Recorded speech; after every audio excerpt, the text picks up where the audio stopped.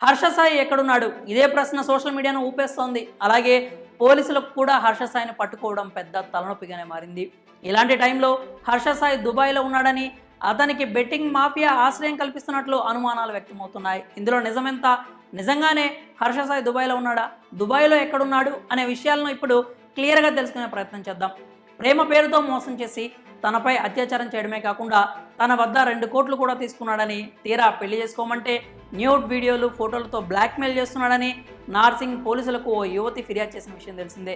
ఆ యువతి ఇచ్చిన ఫిర్యాదు మేరకు పోలీసులు 376, 354, 328 సెక్షన్స్ కింద కేసు నమోదు చేశారు. అయితే కేసు నమోదవుతుందని తెలిసి హర్ష సాయి దేశం విడిచి వెళ్ళిపోయాడని, ఎక్కడ పోలీసులు అరెస్ట్ చేస్తారేమో అని భయపడి అతను దుబాయ్కి వెళ్లి తలదాచుకున్నాడంటూ కేసు పెట్టిన యువతి కుటుంబ సభ్యులు ఆరోపిస్తున్నారు. హర్ష సాయికి బెట్టింగ్ మాఫియాతో మంచి డీలింగ్స్ ఉన్నాయని, బహుశా వాళ్లే దుబాయ్లో అతనికి ఆశ్రయం కల్పిస్తున్నారేమో అంటూ వాళ్ళు అనుమానం వ్యక్తం చేస్తున్నారు. కాగా ఇప్పటికే పోలీసులు పలు బృందాలుగా ఏర్పడి హర్ష సాయి కోసం గాలిస్తున్నారు. అతన్ని వీలైనంత త్వరగా అదుపులోకి తీసుకుని విచారిస్తామంటూ కూడా పోలీసులు వెల్లడించారు. కానీ అతను దుబాయ్లో ఉన్నాడనే సంచలన విషయాలు వెలుగులోకి వస్తుండడంతో ఇప్పట్లో హర్ష సాయిని అరెస్ట్ చేయడం అంతే సులువు కాదని నెటిజన్స్ అభిప్రాయపడుతున్నారు. కాగా హర్ష సాయి బెట్టింగ్ యాప్స్ను ప్రమోట్ చేసి కోట్లు వెనకేసుకున్నాడని, అతను బెట్టింగ్ యాప్స్ను ప్రమోట్ చేయడం వల్ల ఎంతోమంది అమాయకులు బెట్టింగ్స్ పెట్టి అప్పులు పాలై ఆత్మహత్యలు చేసుకున్నారని హర్ష సాయిపై కొంతమంది ఆరోపణలు కూడా చేస్తున్న విషయం తెలిసిందే.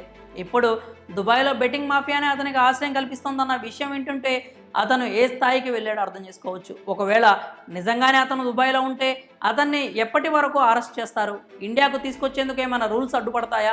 ఇలా అనేక విషయాలపై సోషల్ మీడియాలో సైతం తీవ్ర స్థాయిలో చర్చ జరుగుతోంది. మరి హర్ష సాయి దుబాయ్లో ఉన్నాడని కేసు పెట్టిన యువతి కుటుంబ సభ్యులు చెప్తుండడంపై మీ అభిప్రాయాలు ఏంటో కామెంట్స్ రూపంలో తెలియజేయండి.